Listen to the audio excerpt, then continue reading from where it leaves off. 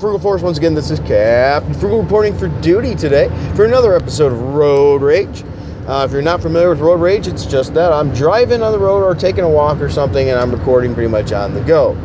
These are things and thoughts that are just off the top of my head that I wanted to share, and I wanted your feedback back for. I love it when you guys sit there and respond in the comments. That's what makes these fun. They're more of just a chat, just a discussion. And if you do enjoy these, please be sure to hit like and subscribe, hit that notifications bell. And from what I've been told by a lot of people, they're still not getting notifications. I've even been told that some people think I am somewhat shadow banned on YouTube. In other words, they hide my channel. Unless you specifically search for my stuff, you're not going to find it because it's not going to get advertised. And I believe it because a couple of people I'm close to have checked too, and they seem to be getting a lot of the same results. I just don't show up. And the algorithm and things like that, no matter what. And you can do other popular videos with similar headings and things like that, and they're way out getting more attention. But anyway, I digress. My point is this: if you want to, as you see there, you heard that going. If you want to help the channel, you want to be notified of those videos, probably your best bet is just use the Patreon. And I know it sucks you for a little bit of money. I apologize for that, but you're helping out the channel. You go down there for as little as $1 a month. You can join the Patreon. You should be getting notifications through Patreon then, and you're helping with the videos. You're helping me get more materials to review and things like that. Just recently, your money has bought a bunch of cabling things so I can do more video game stuff. I also bought a Pound from the Pound manufacturer, Xbox HDMI cable to review. I'm in the process of doing that right now to see if it's worth the money. So that's all because of you. I've got a bunch of comic books coming in to do reviews on things. I recently reviewed Captain America issue number 4, which there's no way otherwise I would have bought it. I love Captain America. I know that, and I know you know that. But I don't like where it's at right now. And let's just say, if you haven't watched the video, you should check it out because I told you so, I told you so, I told you so. All right.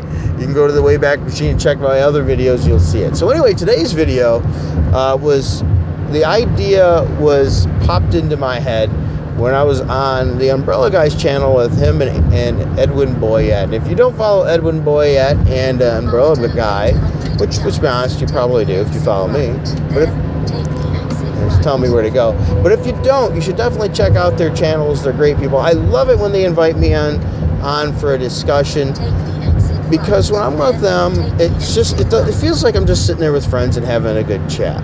That's what it feels like. And there's few other live streams that I can say I feel that way. I feel that way whenever I'm on Angleteen's live stream too. It's just good friends sitting there, buddies sitting and having a chat.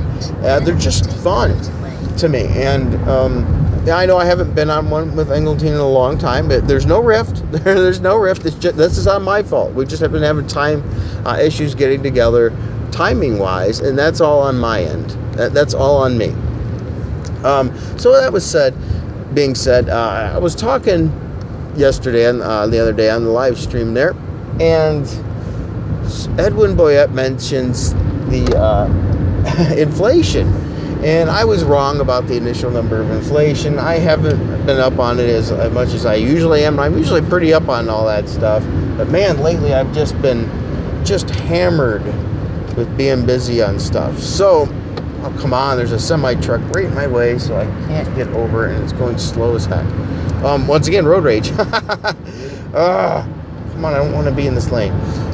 Anyway, I was talking about inflation, and he mentioned it, so I looked it up real quick, and he was closer to it than I was, so shame on me. It was 2.3%, and around that area.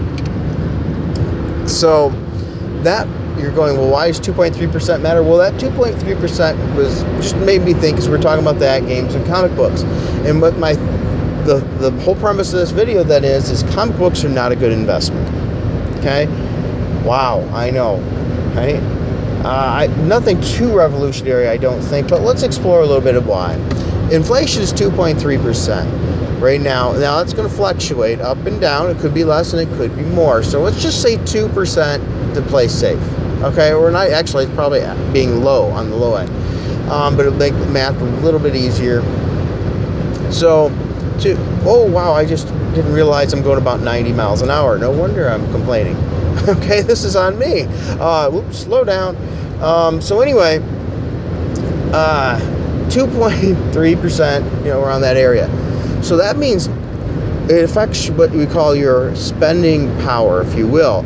$1 today, next year, will have spending power of less by 2.3%. That means you'll have that same dollar, but it'll go like a little over 2 cents less actual purchasing power. So it can't purchase you as much with that same dollar. And so each year you add that inflation, that means your dollar can carry less and less power and buy less and less. That's one of the reasons why you see prices higher. Okay?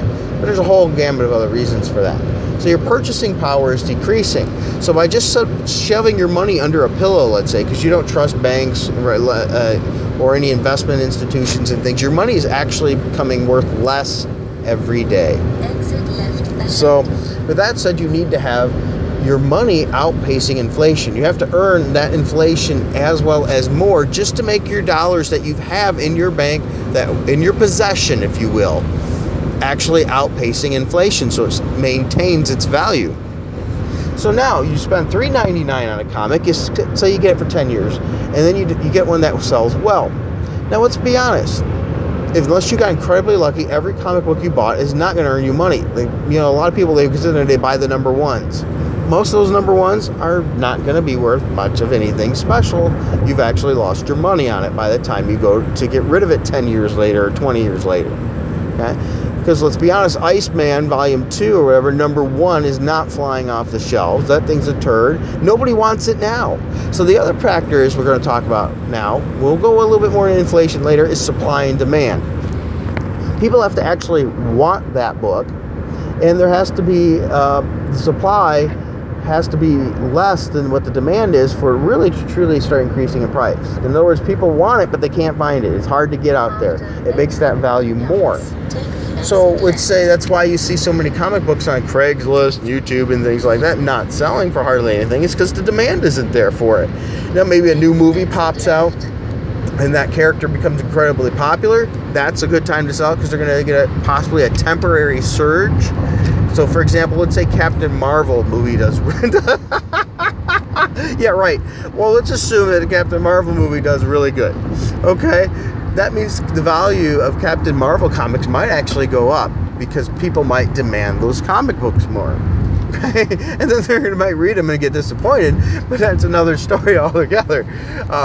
So that creates, the supply and demand issue there. So the less supply, the more demand, the more value it's going to be. Okay, so now you got that on top of, you have to select the right comic book. It has to be in demand, and the supply has to be optimal for you to make money. So let's say you bought the right comic book, okay? You bought one, and 10 years from now, it's, let's say it's worth like 25 bucks, okay? So you sell that comic, you subtract the $3.99 that you paid for it, was to say $4, you made $21, okay? But you didn't really make $21. Remember, this is 10 years after the fact that you originally bought it. So now we have to factor in the inflation. 2%, we're just going to go 2% rather than 2.3 per year, impacting that you made. So we said you had $25, you took the $4 away, made it $21. Now you're looking at around $18, okay, in value of that comic. So you're, well, I still made $18. Okay, well, how many comics did you buy that didn't? There, you ate up your profits there. But let's look at number 2. You said $18, right? It took you 10 years to make that $18. Okay, 10 years. If you have good investments, and they don't even have to be high earning investments, just conservative earning 401k, 403b, Roth IRA, whatever it is. And by the way, those numbers I'm shouting out don't mean that's what the actual investment is. That's how you are taxed based on what you have. Okay? So bear that in mind. That's actually how you're taxed. What drives that investment is what's in your investment portfolio. So then you take that and consider that with a decent investment, you should be doubling your money every 7 years. Okay? At least doubling every 7. Okay? So your $4 would have been 8 in the first 7. Then we're going to take that 8 and it's going to go up even more. You might go, well, still that comic's a good investment. Yeah, okay, hold on. You didn't waste any money, though, on other things. And that was an incredibly conservative estimate that I gave. So what it is if you put your money in a Roth IRA, 403b, whatever it is that you got your money in based on what your situational setup is, you'll end up far exceeding what you would be making in the comic books. And you might sure get that one super lucky one once in a long time that goes for a lot, but all the clunkers are going to turn around and erode all profits away. Because what we deal with what's called opportunity cost. Whenever you buy one thing, you're foregoing your opportunity for the other, because that money is now gone. That money would have earned you much, much more in other investments. Okay, and that's the kicker right there. So if you are buying comic books, you should be buying them for the enjoyment, unless it's a direct instant investment, like you're making YouTube videos and making the money right away.